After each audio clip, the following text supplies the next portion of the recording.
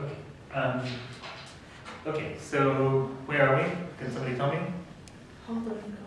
Health inequality, right? And so where does that fit into the big story? Right? It's certainly one of the big tools, one of the big tools. What's the story? Where are we in the story? Yes, Eric? Triangle inequality, yes, right? So we're trying to show that the LP spaces are a normed, they're clearly a vector space. We're trying to show that they are a normed vector space.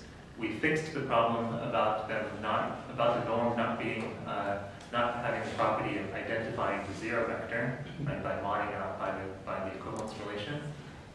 And we're trying to see that we actually do have a triangle inequality, and that's a norm. Okay. And so the main tool, as we said, is that we're going to use Helder's inequality.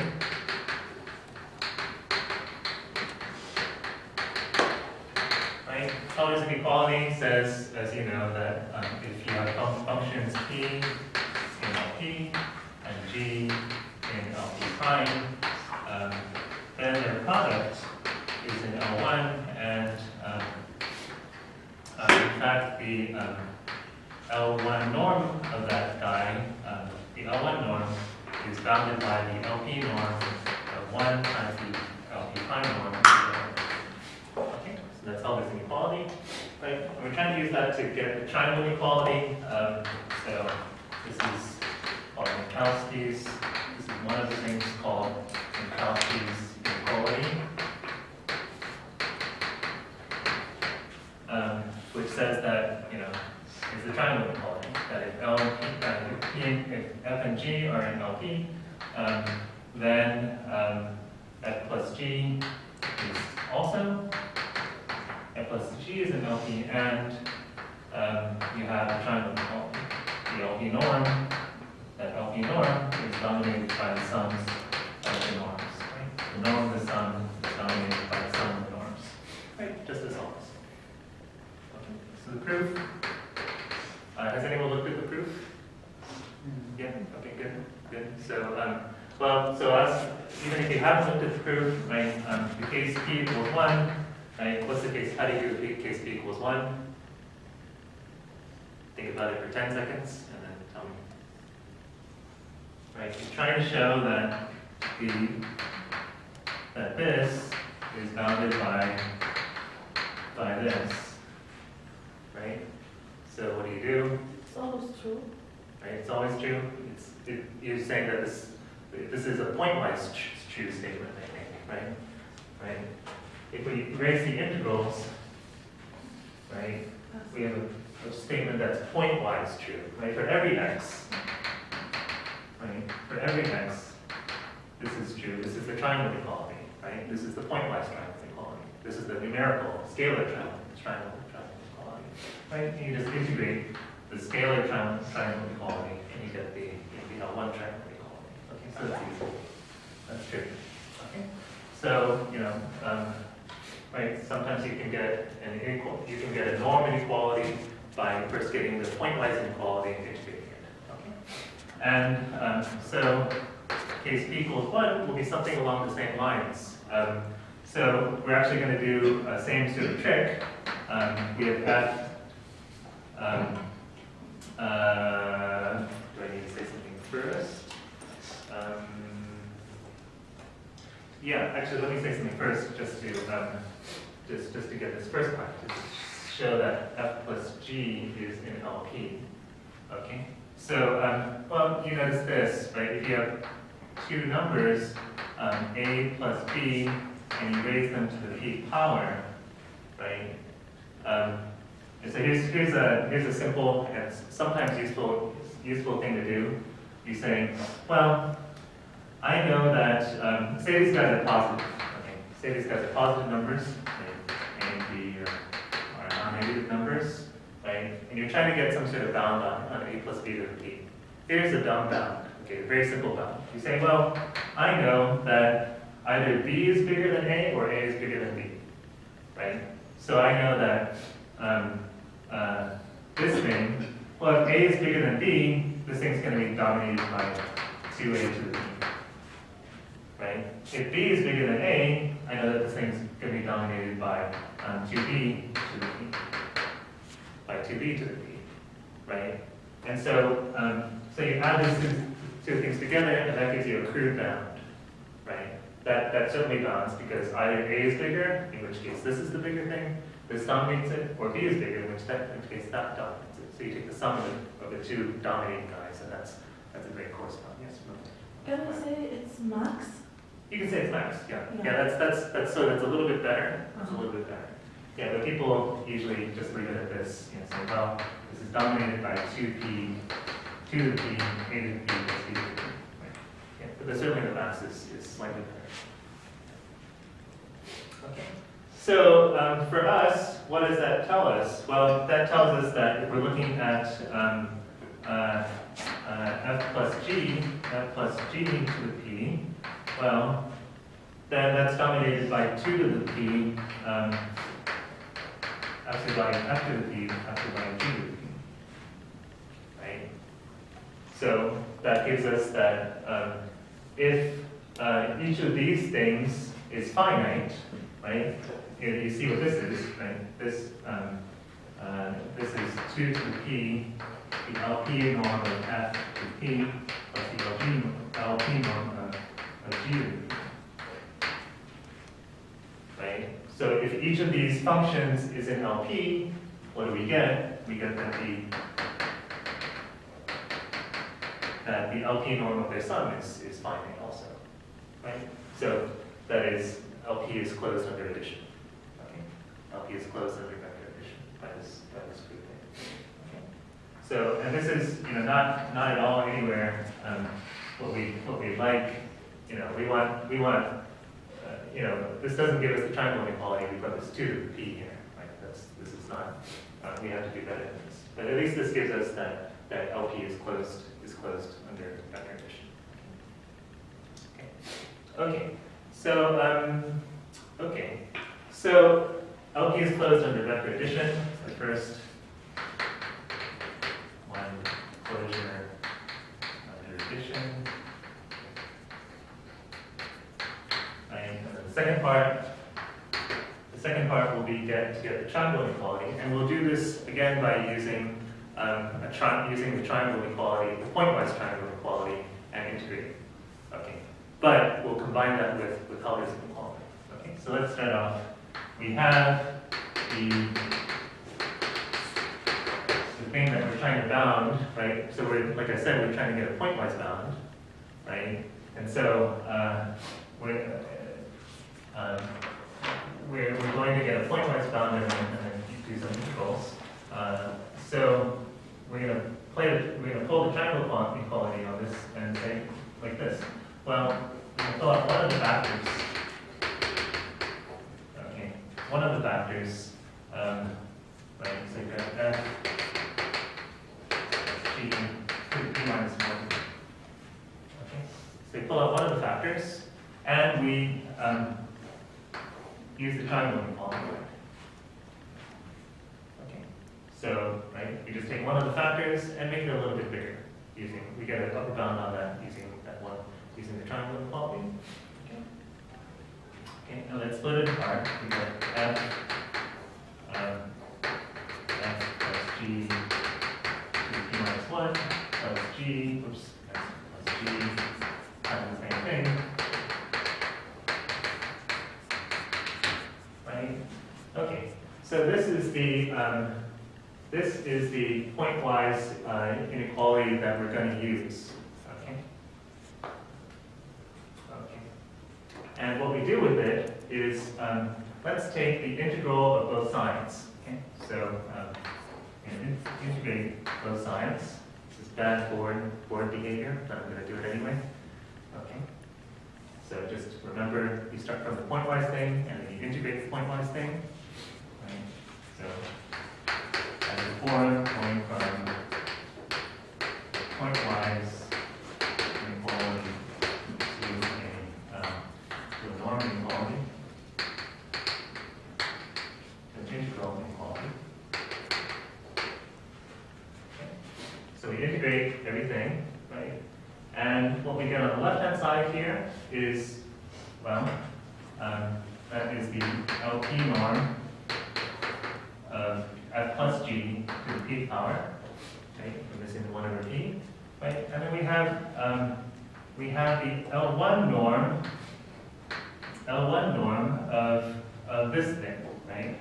So we have the L1 norm of this thing, of each of these things. We have a sum of L1 norms. Okay. Well, what are we going to do?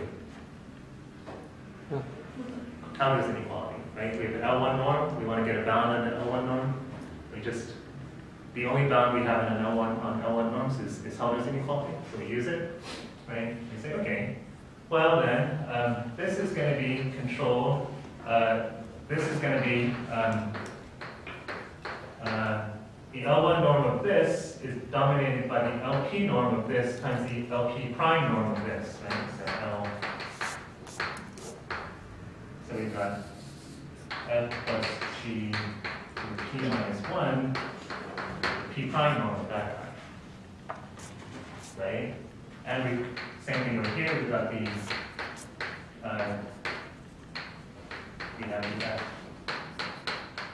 the LP prime norm of that guy.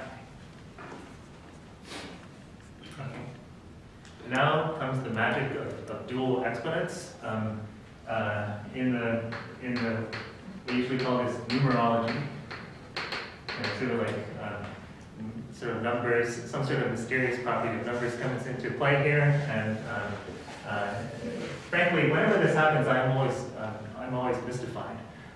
But this is how we did it. Okay. So let's think for a bit. The LP prime norm of f plus g to the p minus 1.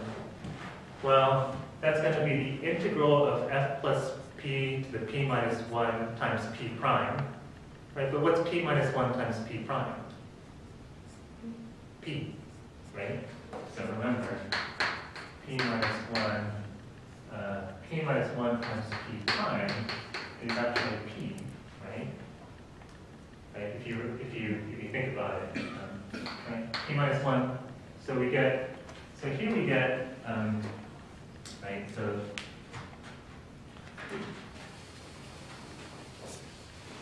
So f plus g to the p minus 1, right? And we take the LP prime norm of that. So we get the LP prime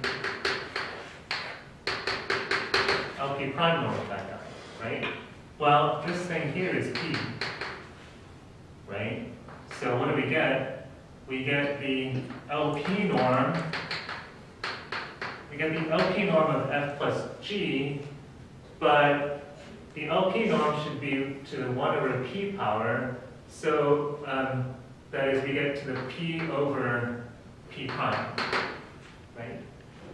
Right? We get the LP norm raised to the p power, raised to the p over p prime power. That's to say, we get this thing to the 1 over p power, 1 over p prime power. Okay. Okay. So it works out like this, right?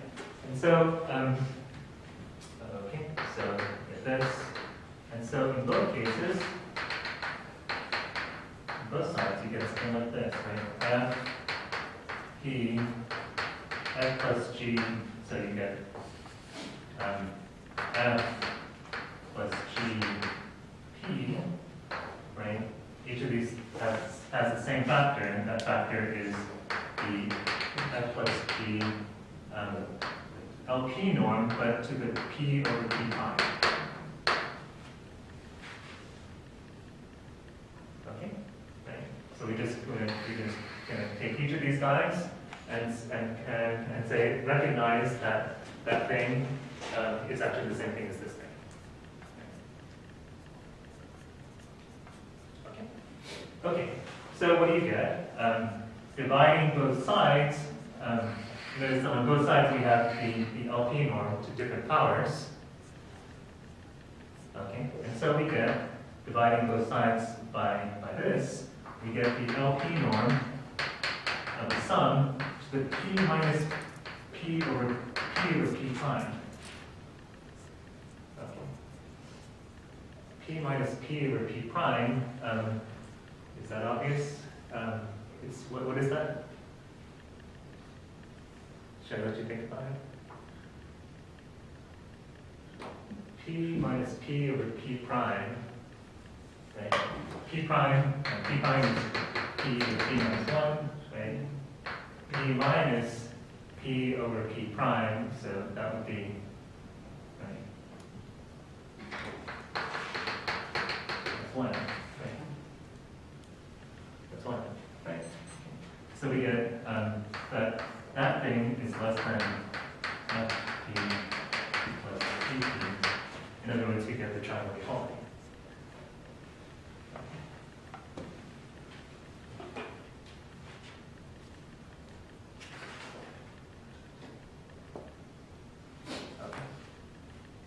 Okay, the end.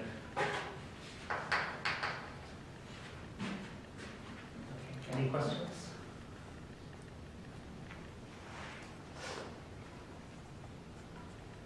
Any questions?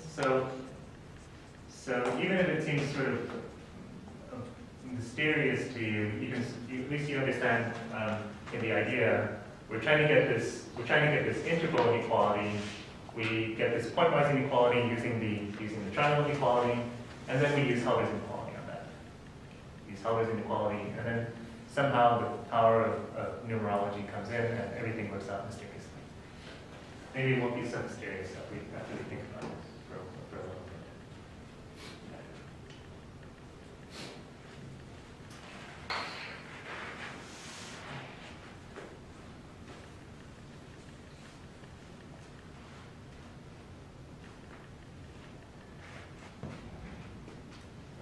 So I guess there's one point that I slightly glossed over, which was that how do we know that we can apply Helder's inequality to this?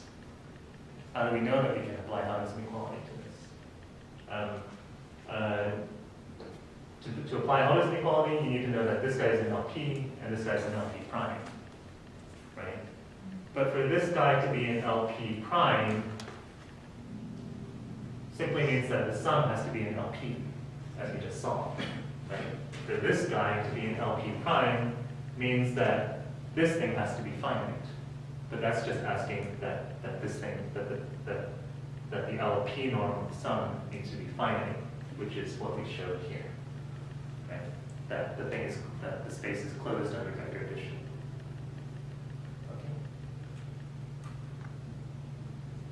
Okay, is everyone all right? I feel like people are not happy somehow. People are unhappy. Hold on, close your eyes for a second. How is the pace? Is it going? If it's going too quickly, raise a finger. If it's going too slowly, raise a finger. It's just right, raise a finger. Okay. Open your eyes. Okay, good. So my instincts are wrong as usual. You all look confused, but actually you're all wrong.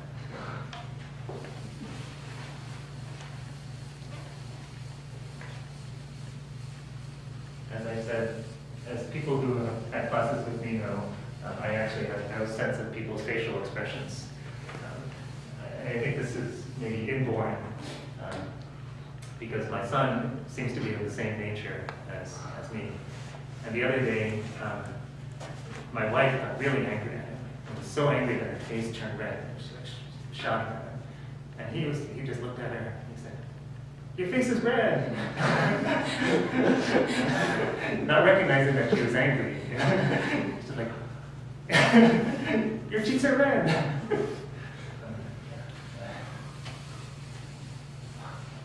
He spoke in Japanese. My wife speaks Japanese. "Akamateru." It's turning red. It's turning red. So, okay, anyway. Okay, so what do we have? We have that the LP norm actually is a norm for p greater than or equal to 1. So these guys are norm vector spaces. Okay.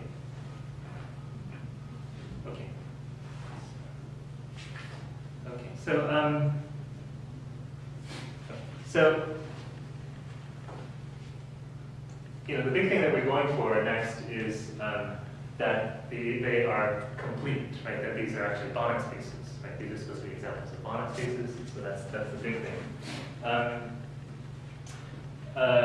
Before we do that, I'd like to make a few comments about L infinity. So there's this limiting case, right? There's the LP spaces, right? LP, of course, is right? There's functions such that this is finite, right? And we have this thing called L infinity, right? So what's L infinity? What's L infinity? Does anyone know what L infinity is?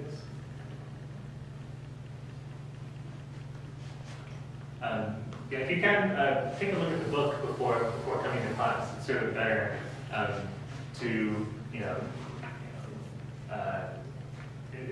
I think it's better for you guys to read the book before class if you can. Then you'll know where you have questions. Okay, so L infinity, you can think of it as sort of like the bounded functions. Okay, sort of like the bounded functions, but this is not exactly right. It's what's called the essentially bounded functions. So the definition. X f mu, again, signifying memory space.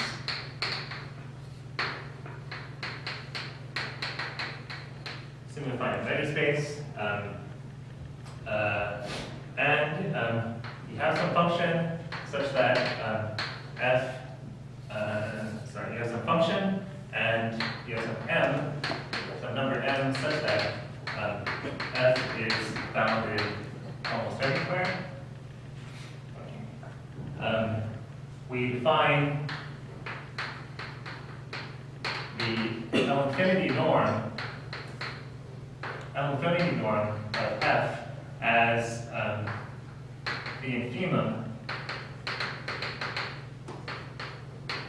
of m, of the numbers m for which this is true. Right? So the infimum of such m.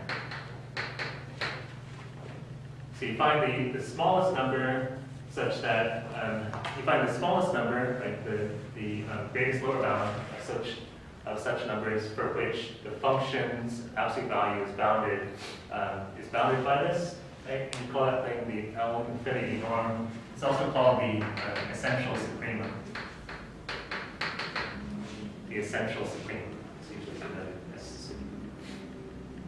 Okay. And then, as usual, L infinity is the set of equivalence classes. Right? The set of equivalence classes, L of such functions. Right? Of such functions.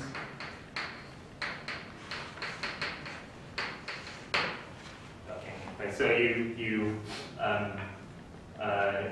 again, you mod out by the functions by equivalence relation, saying that these guys are equivalent if they're equal almost everywhere. Okay. The functions are equal almost everywhere. Okay. So I think I don't want to say too much about it.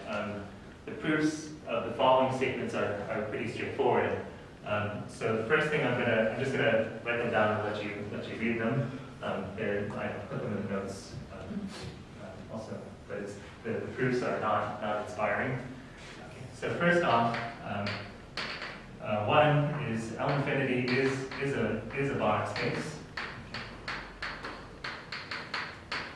Okay, so this actually is a norm.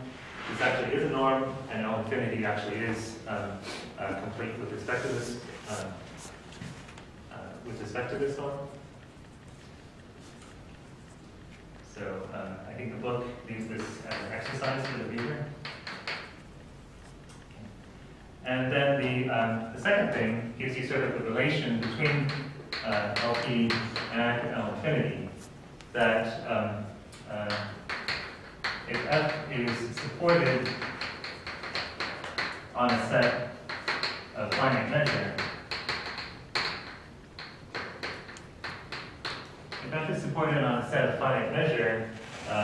and f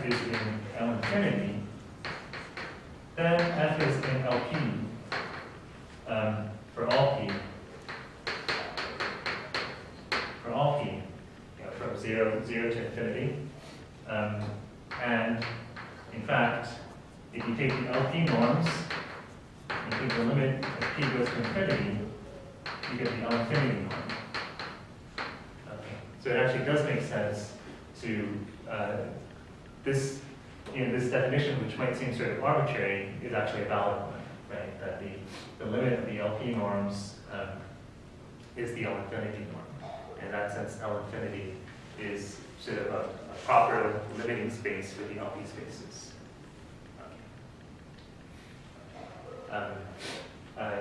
This is actually not true. If you go on a little bit farther, you find out that there's something wrong with LP, and there's something wrong with L1 as well. We'll hit on that shortly, and we won't give the answer. Well, I'm not sure. Actually, I think we will give somewhat of a way that people that harmonic analysts get around this and create alternate limiting spaces. So at one end you have at the L1 end you have something called Hardy space, and then at the L infinity end, one of the places that would be a space of functions of bounded mean oscillation, and those will be more appropriate in a sense that might become clear later on. So yeah, so that's all I want to say about L infinity. Right? That there's a space, L infinity. It's basically you think of it as bounded functions, right? With the norm being the bound, and this space is a Banach space and has this relation to the LPs.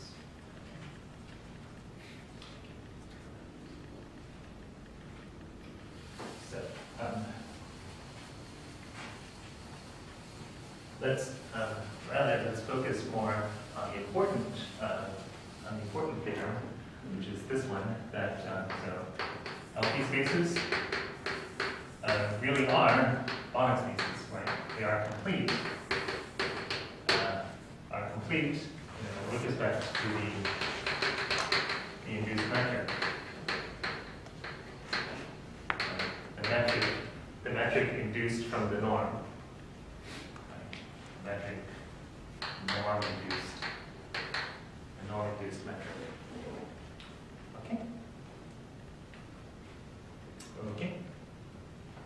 Okay, so here we go.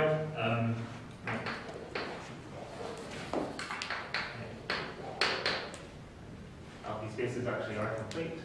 So, is anyone familiar with this thing? I see that there's a proof of this statement in book 3 for cases 1 and 2. I know you guys used book 3 last. If you were in Professor Oxley's class, used book 3 last term. Did you encounter L1 and L2 last term? You did. Okay, great. Okay. Did she show you that these things were complete in the? She showed L1 is complete, and then the LP is very similar to the L1. Okay. We did go over L1. Okay. Should I do it again? Do people want to see it again, or close your eyes for a second? We'll vote. Do people want to see the proof for LP, which is pretty similar to L1? It's a good review in the sense that it involves some dominated convergence and monotone convergence. So raise the finger if you'd like to see it. Okay, majority already. Okay, that's enough. Thank you. Okay, let's do it. Okay, so if you look back at the proof for L1, it's basically the same thing. Basically the same thing, but sort of a nice proof. So we wanted to show this thing is complete, right? And so what we have to do is show that you have a Cauchy sequence, right? We want to show that given a Cauchy sequence, S of n in LP, right? S of n in LP, that it converges to some function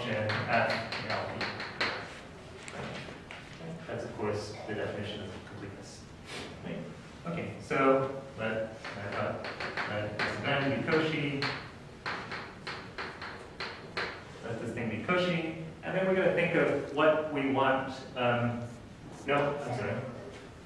We're going to take a subsequence, and choose a subsequence. So f sub n is Cauchy, but we're going to choose a subsequence whose convergence is very specific. Okay, using the Cauchiness of Fn, we're going to choose a subsequence that converges at a certain rate. Okay, so we choose a subsequence f sub n to k so that f sub n sub k plus 1 minus f sub n sub k is dominated by 1 over 2 to the k.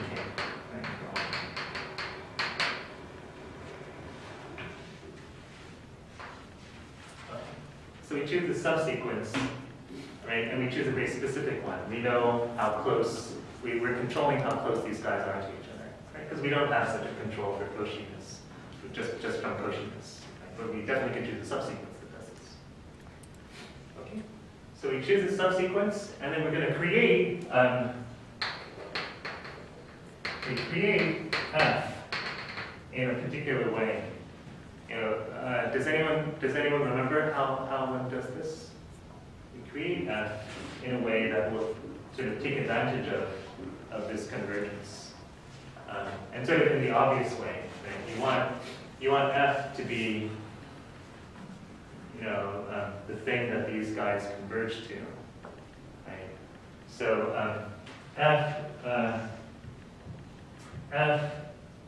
we create our f, which we're hoping is the limit.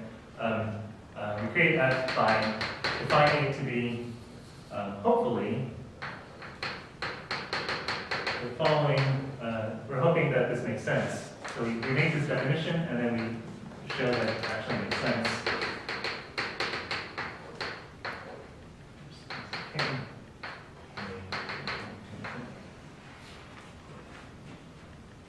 So we look at this infinite series, right, and you see that it's a telescoping series, right?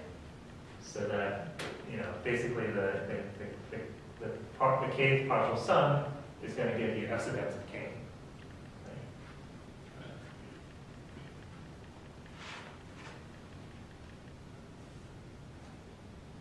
Plus 1. Okay. Okay, so this is sort of this is sort of a reasonable definition to make, right? Because you think, well, the partial sum of this, right, is going to be the top term, right? F sub n sub k is going to be f sub n sub right? If we take the partial sum, if we let f sub capital K f if we let this denote the partial sum equals on capital K,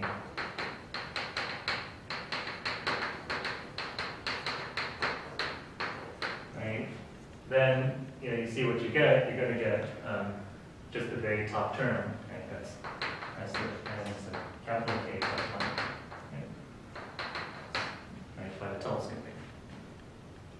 Right? So this is sort of a reasonable thing, right? As this goes to infinity, this ought to be, somehow the limit of this size. Okay. Now it's not clear at all. First off, it's not clear at all that this makes any sense, right? Does this converge?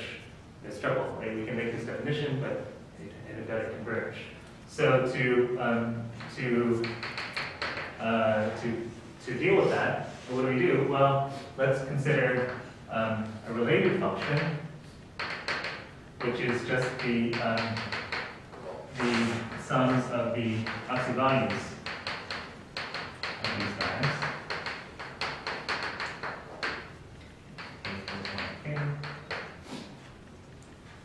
Okay. And we let s of capital Kg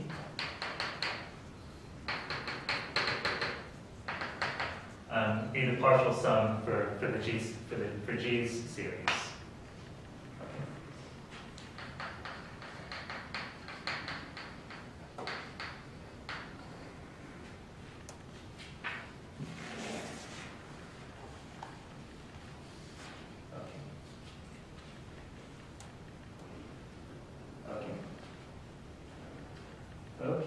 So, okay.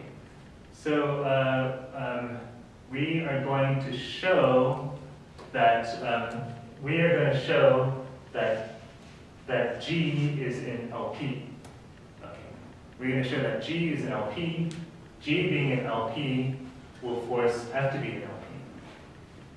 Right? Will force F to be in LP, and that will guarantee convergence almost everywhere of the series. Right? Because if you have a function in LP, well, it's got to converge. It has to converge at almost every point. Right? Otherwise, it's not an LP. Okay, so let's do that.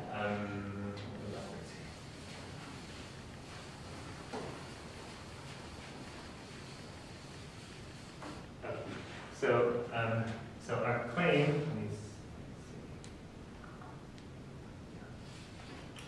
So our claim is that G is going to be LP. Okay, and here's how we're going to do that. So let's consider the LP norm of S of K of G. Let's consider the LP norm of this guy, right? Well, the whoops. So this is infinity, right? This is infinity. Okay. This is the partial. This is the one that sums to K. This one goes to infinity. Yeah. So what is the difference between F and G? Oh, okay. How's the values? Okay. Is it? Get out. Is it? Okay. Yeah, they're hugely different. Okay. Okay, so let's consider we're gonna try to get some bound on the LP norm of this guy. Okay, so what are we gonna use?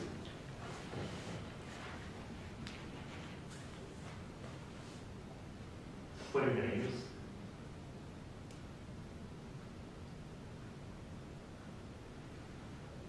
And why is that a good thing to do? What are we taking advantage of? What are we going to use? We want to get it down on the LP norm, right? We have only one tool.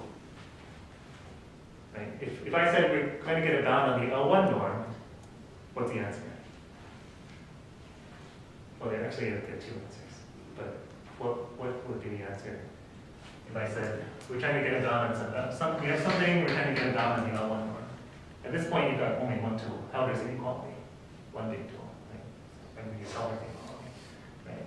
If I'm saying we're trying to get it down on the LP norm, well, you've got only one tool. It constitutes inequality, right? Triangle inequality, right? So you say, okay, well, I'm going to use the triangle inequality and say that this thing is and so 1 plus the sum of these guys, the sum of these norms, plus 1 times K, right?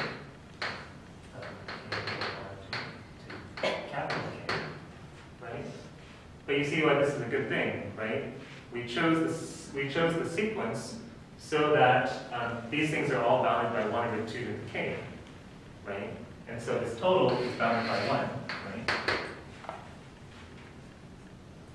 Right, of course, geometric series. Right? And so we get that this thing is bounded by some constant m. Okay? The constant is, of course, this norm plus 1. Okay. So, so that's good. Okay. Now, we're trying to show that G is in LP. Well, for G to be in LP, we need this thing to be finite, right? We want this thing to be, we want to say something about this thing. Okay. So, well, what we have is something about this guy, right? We have a statement about the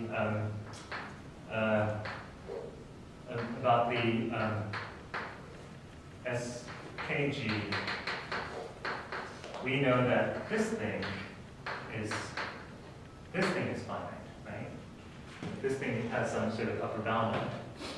right? But we know that we know that skg is in LP for all k.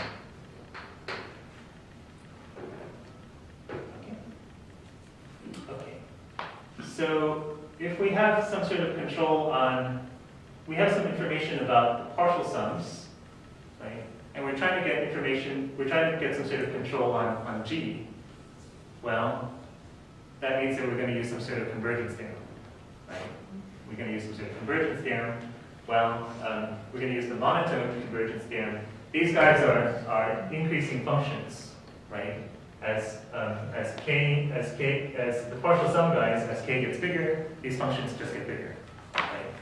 Right? And g is their limit. G is their limit. So we use the monotone convergence theorem. We say, okay, we know that the limit of these guys, the limit as k goes to infinity of these guys equals the integral of the limit, right? Well, the integral of the limit is g to the t, right? So by monotone convergence, right? By monotone convergence, we know that this equals this thing, but this is finite. This is finite, right? This is some number. This is some finite number, right? And so that tells us that G must be an LP. G must be an LP.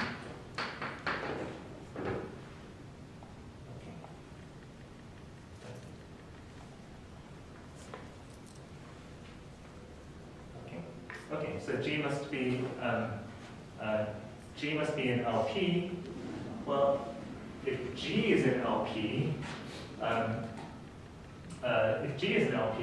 then F must be an LP, right? Because the absolute value of F is smaller than the absolute value of G, right? So that tells us that F is an LP, since F is smaller than absolute value of G. A function being in LP means that F is finite. Is finite almost everywhere. Okay. Okay, and so, or rather, what I should say is that this series actually converges almost everywhere. So, the series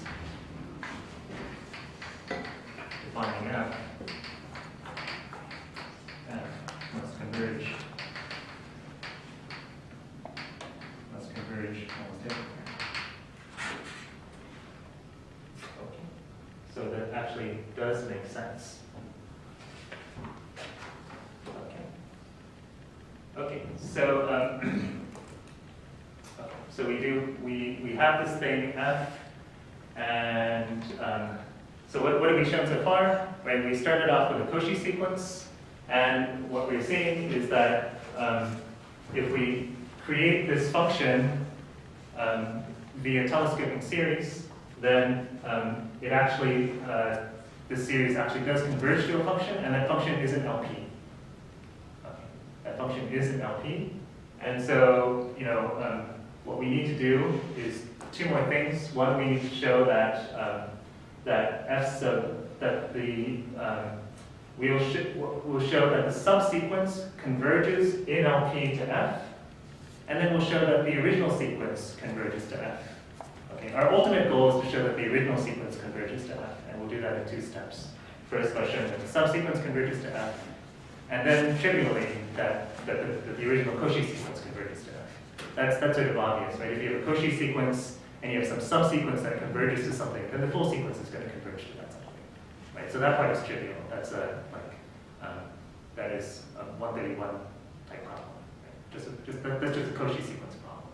So the main thing we're going to do next, this was a big part of it, but the main big step next is to show that the subsequence converges to F in L.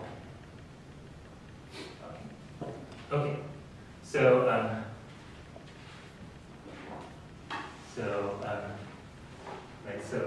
step step one, you can think of as showing that f actually is in LP. And step two, that the subsequence f sub n sub k actually converges to f in LP. Okay. So, right. We know that it converges pointwise, right? Because the partial sum for f is the kth partial sum is the kth term of is f sub n k plus 1. Right? Okay. We know that we have a pointwise convergence, right? So proof by construction of f, we have that f sub n sub k converges to f pointwise. Well, pointwise converges almost everywhere.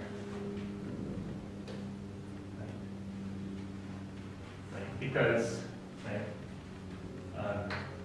f is the limit as k goes to infinity of s sub k f x, right? Almost everywhere, right? And just by telescoping, this is f sub n sub k plus 1 x.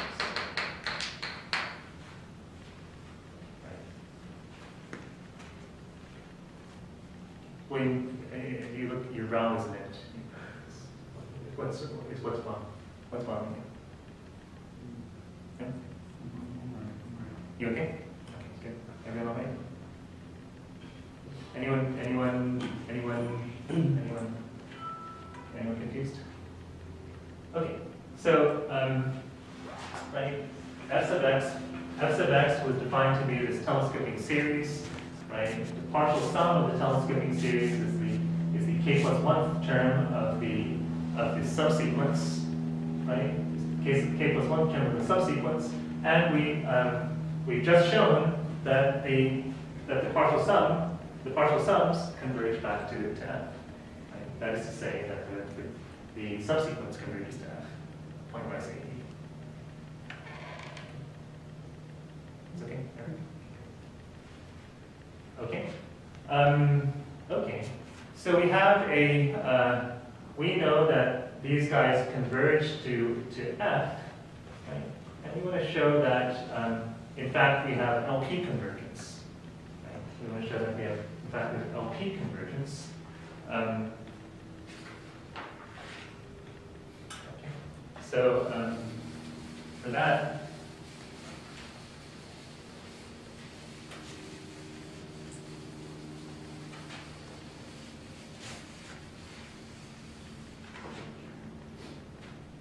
so want to show that the partial sums of f converge to f in LP. Because these guys, this is the subsequence, right? This is the k plus 1 term of the subsequence. I keep on saying it. I'm not going to say it anymore. Okay. Right. We want to show that the subsequence converges to f in LP. Right. So let's consider the LP norm of the difference. Consider the LP norm of the difference, right? Okay. And we're hoping that we want to show that the limit as k goes to infinity of this difference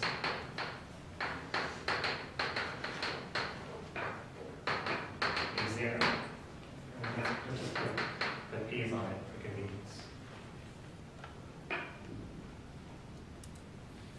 Right. We want to show that this thing is equal to 0, right? Right. So what are we going to use? Clearly, we're going to use this one, some sort of convergence theorem. Because this is the integral, right? We're taking the limit of integrals, and we're hoping that if we took the integral we're hoping that it will be equal to the integral of the limit, right? The integral of the limit is 0, right? Because these guys converge AE to that guy, right? So, so we want to use sum theorem. We observe that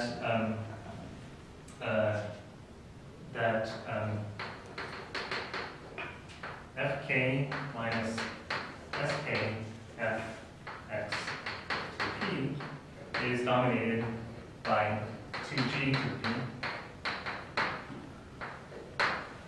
right? By the triangle inequality, we replace each of these guys by g. Okay. G dominates each of these guys, right? We get this balance, right? So what does that tell us? That this difference lives in this lemon, right? This is the lemon function. The 2g to p is your lemon function, right? And so this thing lives inside there, and so you can exchange limit and integral, right? And so that tells you. So that tells you that the limit of the difference, the limit of the normal difference, actually equals the integral of the limit, where the limit is 0.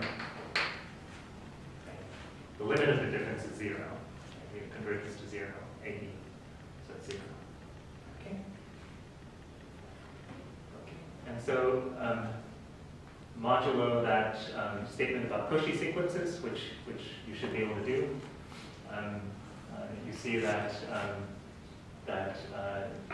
Banach spaces, that the LP spaces from 1 to infinity are complete.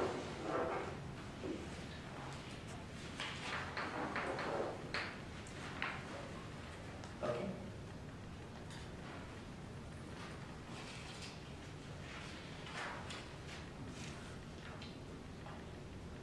Okay, any questions?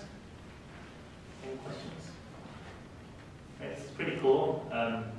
You start off with your Cauchy sequence, and you're thinking, well, how do I say anything about, I'd like to find the guy to which they converge, right? And so we introduce this subsequence whose differences, right? On whose differences we have a precise control, right? And then introduce this telescoping sequence, telescoping series that tells us what our guess for the limit, and that turns out to be the limit.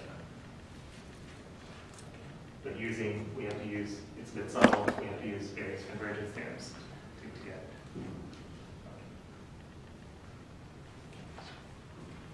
Okay, so that's LP. LP are the sort of bread and butter spaces of analysts. It's like the place where you live. It's like home or something like that.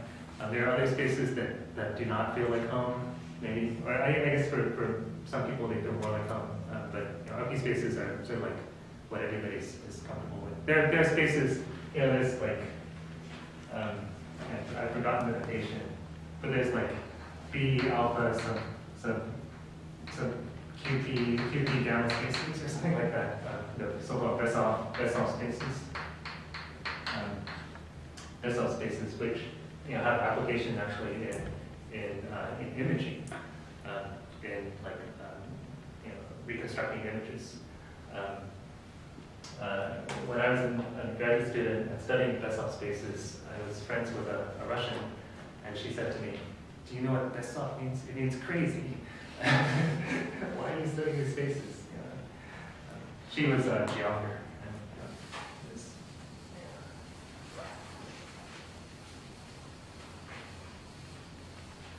Yeah, but yeah. Okay, so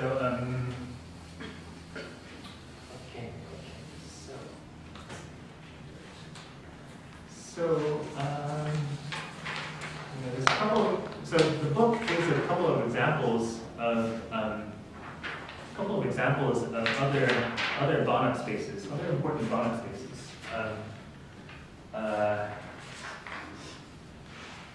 I'm not going to go into too much detail. I'll let you read it. There are other examples of Banach spaces. Other examples.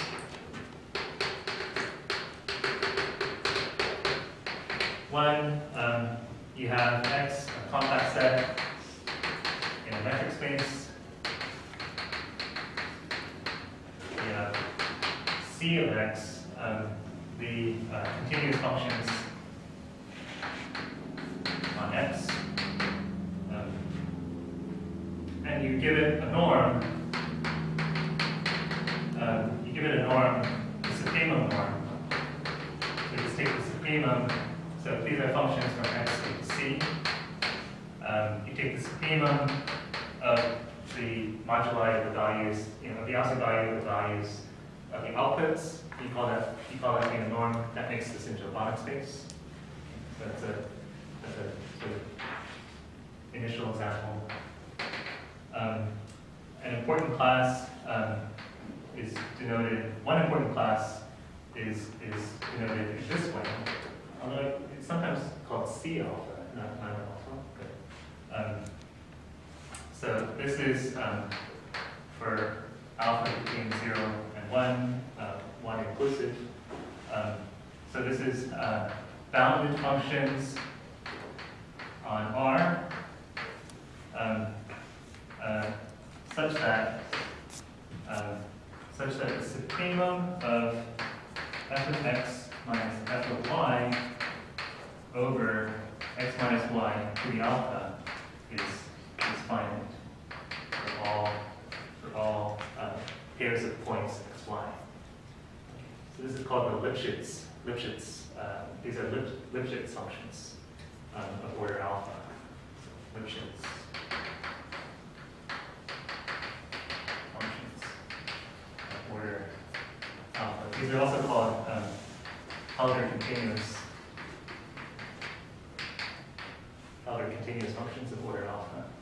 I guess he used the lambda for Lipschitz.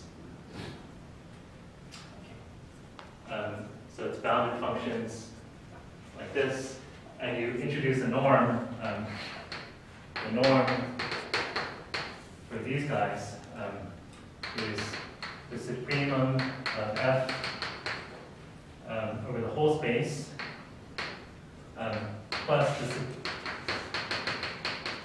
plus the bound, right? Plus this bound here, this supremum.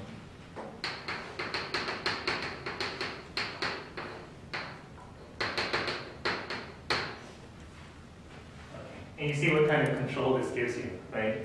This number gives you a bound on the values, right? It also gives you a bound on the difference between two values, right? It says that, right? It says that f of x, f of y is controlled by this constant x minus y to the alpha, right? For all x, y. So it gives you this this continuity, this uniform continuity.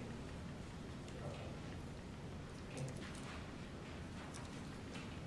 So these are, I think you may have even seen them a long time ago in just plain the original Lipschitz functions, like this.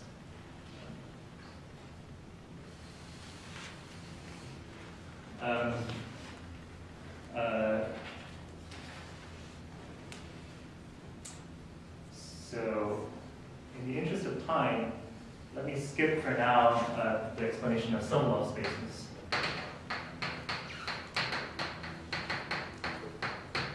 Okay. There's this third set of Banach spaces that the authors introduced, and this is extremely important, Sobolev spaces. But it will take more time than I want to spend to introduce it right now, so I'll do it in the next class. Rather than me, so there's another class, another set of Banach spaces called Sobolev spaces. But we'll postpone that for now.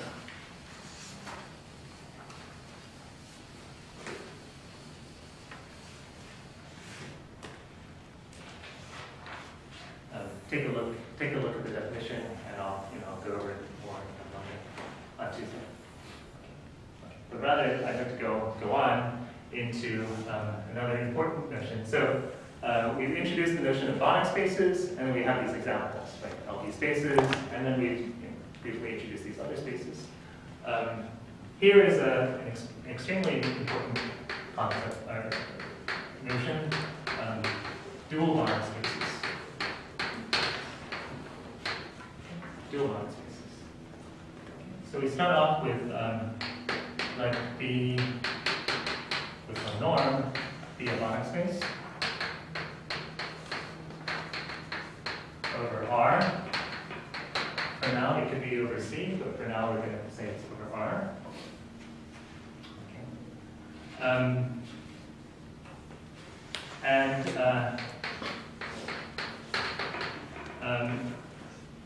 So we're going to define this thing called the dual space.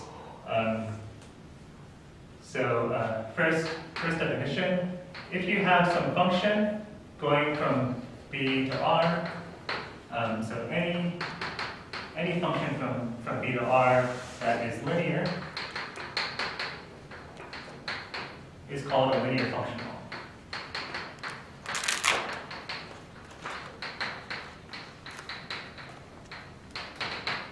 Called a linear functional. This is sort of like a waste of. It's a linear function, right? A linear functional is a linear function, right? Anyway,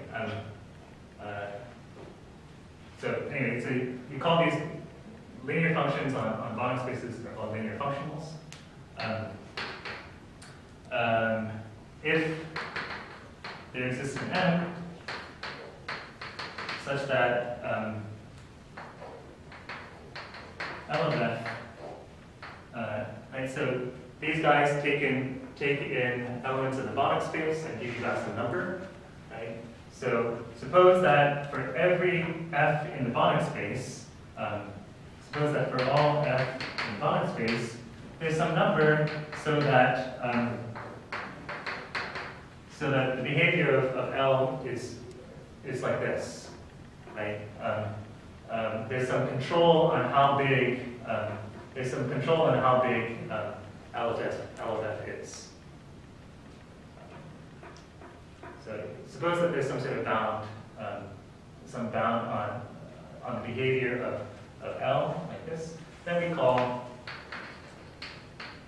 we say L is a bounded linear functional.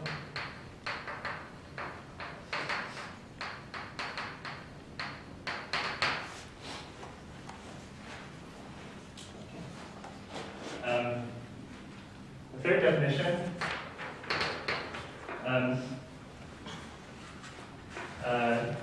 so the notion of continuity, continuity at some point F in the Banach space. So the usual definition, so this is the standard definition of continuity, but the standard epsilon delta definition. If given any epsilon greater than 0, there exists a delta greater than 0, such that if the distance of F from G being less than delta implies that the distance of L of F from L of G is smaller than epsilon, then we say L is continuous at F. Right, so this is just a standard metric space sort of definition.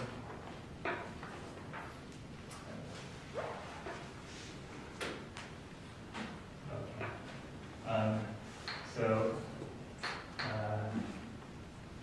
Let's make an observation. Observe. If L is continuous at 0, then it is, so L a linear functional is continuous at 0, then it's continuous at every F in the Banach space. So that's not always true, right? Without the condition of linearity, this is not true. Right? It's not true that if you have a function continuous at 0, right, it's going to be continuous everywhere. Right? But it is true if you have a linear functional, if it's continuous at 0, it will be continuous at every point in the space. Right? Can somebody explain that to me? See if you can figure it out. Take 1 minute. There's 4 minutes left. Take 1 minute and see if you can figure out why you're going to be continuous everywhere.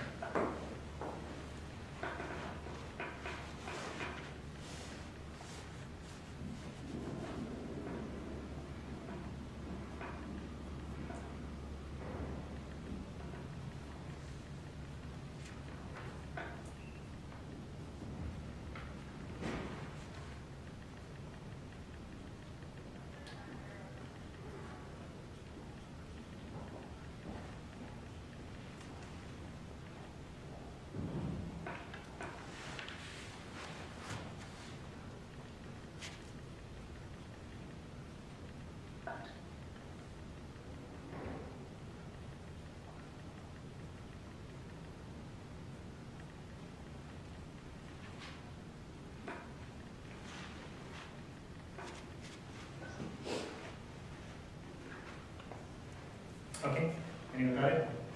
Eric, okay. So in the definition of continuity, since you have linearity, Yes. you can pull the f, you Yes. can make it L of Yes. f minus g. Yes, exactly. That's the end. Right. Okay, so we say, well, look, right? If I know that the function is continuous at 0, then I know there's some delta neighborhood, so that right, being continuous, L continuous at 0 implies given epsilon, we know L is continuous at 0, so there exists a delta neighborhood of 0, such that L of anything in that neighborhood, L of H, say, is going to be smaller than epsilon, right? Or to be proper, L of H minus L of 0 has to be smaller than epsilon. But L of 0 is 0 because this is a linear function. Right. Okay. So, and we're trying to show that this sort of thing is true, right? Well, just use the same delta. Just use the same delta. If this is smaller than delta, right? If this is smaller than delta, that's to say f minus g is in the delta neighborhood, right? So, right, use the same delta, right? Whenever f minus g is in the delta neighborhood, we know L of f minus g is smaller than epsilon. But by linearity, that's this statement, this is what we want, right? Which by linearity,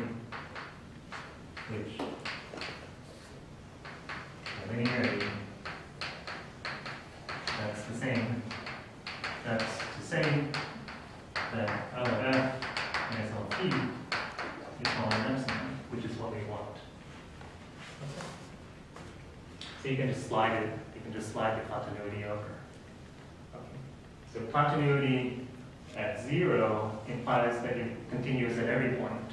And of course the reverse is true. You're continuous at every point, you're certainly continuous at 0. Okay. The last thing which I hope to show, but we're not going to get there, is the theorem that if you have L a linear functional, then L is continuous if and only if L is bounded. So being continuous everywhere is the same thing as being continuous at 0. Is same as the linear functional being bounded. Okay, and so all these notions are equivalent, and one creates, you can make these guys, make the bounded linear functionals into a vector space in the obvious way. Right? You can add linear functionals, they're functions, you just add them as functions, you multiply them by scalars as functions.